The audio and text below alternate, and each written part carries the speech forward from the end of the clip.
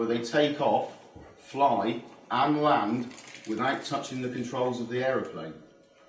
It is completely automated and it's entirely run by computer systems, the programming of which was developed in the space program using satellite navigation to guide them, which was developed from the space program, and you're sat comfortably on the plane drinking champagne and eating canapes, whilst the pilot's also doing the same, probably not drinking champagne. Okay? I've met a pilot that's done this, and she said she hated it because she actually has to, once she presses the go button, sit there like this for 9 hours, and she's not allowed to touch the controls unless something goes wrong. These are some obvious things maybe that come from the space program, but there's an awful lot of things that are not obvious that come from the space program. Things like anyone being on a ship, on a cruise or anything like that. They have lifeboats. In the early days of NASA, they used to splash down in the ocean on the return to the Earth, and they realised that they never knew exactly quite where the thing was going to land. And ships don't move very quickly, and they're way out in the ocean when they land, and although they have a fleet of naval vessels trying to recover the capsule when it lands, they thought, we can't just take a chance on this, and they developed a self-righting lifeboat for the astronauts to get into when they land in the ocean. Every ship in the world uses that technology. If you're ever, I hope it never happens, but if you're ever to be out in the ocean in rough conditions and you have to bail out of the boat, the thing that's going to save your life came directly from the Apollo moon landing program. And it's something we never really think about.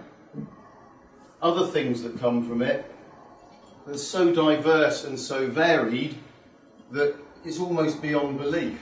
We put in $20 billion a year and you think you can't possibly get that back.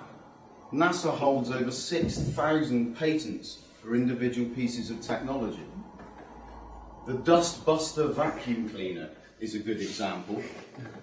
NASA wanted someone to develop a very low power portable drilling device, and so they went to Black & Decker of all people. I'm not quite sure why, but they did.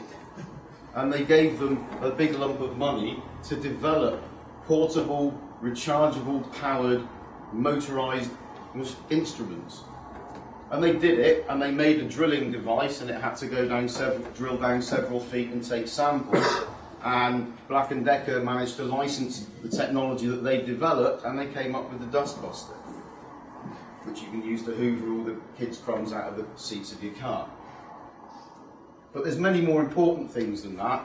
I personally have had several medical scans for smashing myself up snowboarding, and the technology that processes the data, that analyses the images, and the computer code and the electronics that controls the imaging machines themselves were developed for sampling and analysing materials for the very early space program. We wouldn't have CAT scans and MRI in the way that we do now without all of that input. There's someone here taking a photograph of me with a digital camera.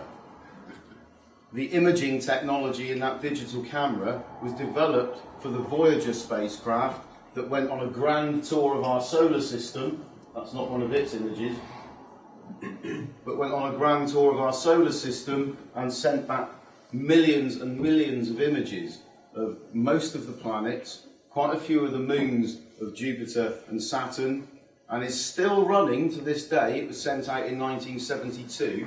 It has now left the boundary of the orbit of Pluto, which by the way isn't a planet anymore, it's just a funny shaped lump of rock. It lost its planetary status, which I'm sure upset it massively. But it's left that distance from the Earth. It's now of the order of 6 billion miles away from planet Earth. It's still running and it's still sending back images. We can't tell it what images to take anymore because it can't receive our radio signals. We have really, really big satellite dishes here, so we can receive the data it sends us, but we can't give it any more instructions to tell it what to look at. But it's still going. That's an amazing piece of technology. It's been sat in the depths of frozen space since 1972, and it's still working. The batteries on that spacecraft were developed by NASA in conjunction with several other companies, and it became the birth of modern lithium-ion batteries, which NASA has also worked on the development of the control system for lithium-ion batteries with several companies that are now making electric cars. So we all want a green future. Lithium-ion batteries aren't particularly friendly in the way that they're made, but if we can make them work better and longer and more energy efficient, that's at least a stopgap in the race to try and stop burning fossil fuels whilst we're all driving around the racetrack.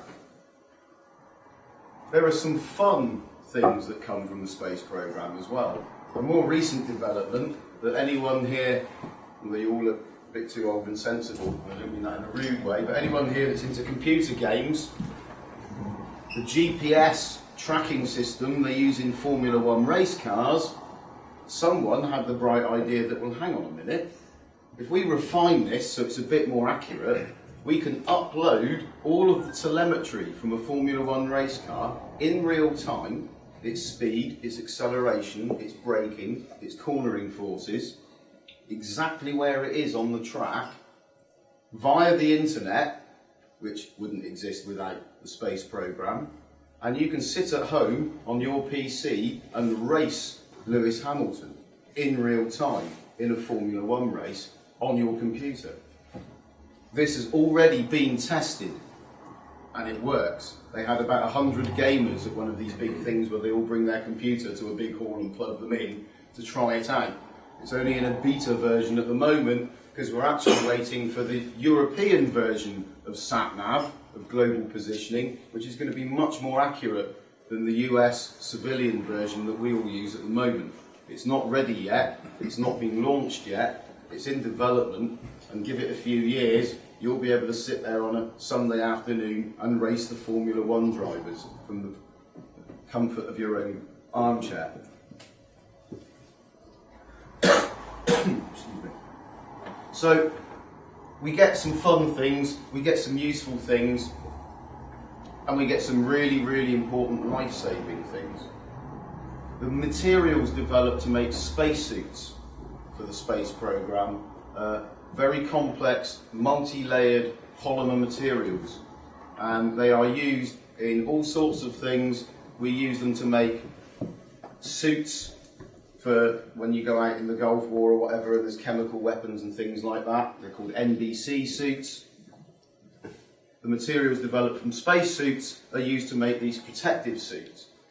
We make protective suits for people to go and clean up chemical spills, and more important than that, the suits that firemen wear when they come and rescue you from your burning house. That fireproof, flame-retardant material was developed for the early space program.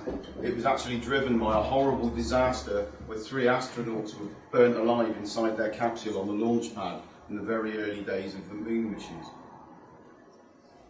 There's other technologies that we get that are really important as well. One of them are medical technologies in terms of actual materials. If you need a pacemaker, which I hope nobody does, a big problem is sticking foreign objects inside the human body is your body rejects them.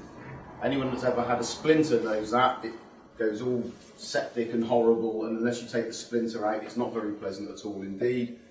Your body fights against it. We need to make materials that are biologically inert, that your body won't fight against. Again, NASA have developed, because they need to have these systems. If you cut yourself on the when you're up in space, there's no medical team to come and rescue you. So you need materials, you need technology that means can keep you alive and well and healthy and sterile, and you're not going to fight back against the thing that's actually keeping you alive. When they stick a pacemaker inside you, they need wires to come through the skin to a little battery pack to keep the thing running.